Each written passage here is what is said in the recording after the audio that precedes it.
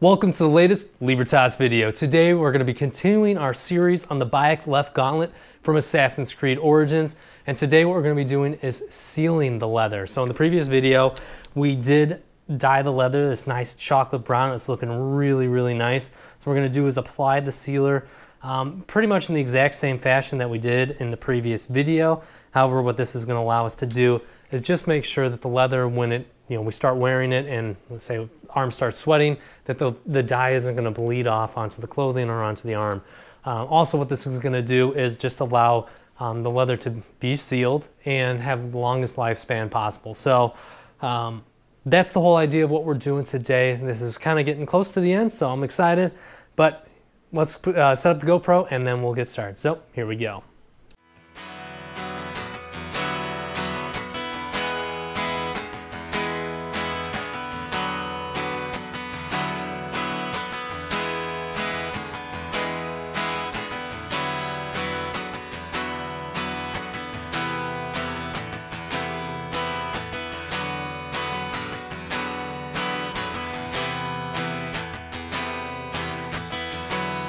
All right, and we have finished up sealing this leather, so let's take a quick look. I know it's not very impressive, and you might not actually see much of a difference, but to my eyes, it definitely does have a little bit more of a sheen now, a little bit more glossy effect, which you may or may not like, and I'm sure there are definitely ways of diluting and different types of sealers that are not as glossy, but this is what I have, and I use it and it seems to work. So this is my natural Resin by Phoebe's. This goes a long way, I found.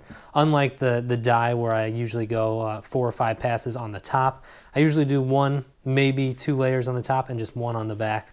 And I don't even worry about the sides because when I burnish them, that's going to naturally seal the edges anyway. So don't need to do that. And just in case you don't know, these are wool daubers. I use them both for the dyeing of the leather as well as the sealing of the leather. So just get a pack of 10 and they last a decent amount of time. So yeah, you can see everything is done now. We just have to wait about 24 hours for it to cure, and then it's moving on to the burnishing, which is my least favorite part of this entire process, mostly because it's the last step before I can put it all together. So you're just itching to get the project over with, itching to finally see it in its final form, and then you just got to get through the burnishing part. So that's going to be our next step. I hope this has been somewhat enjoyable. I know it's a lot shorter than the previous videos, but we're moving right along, and we'll see you on the next Libertas video.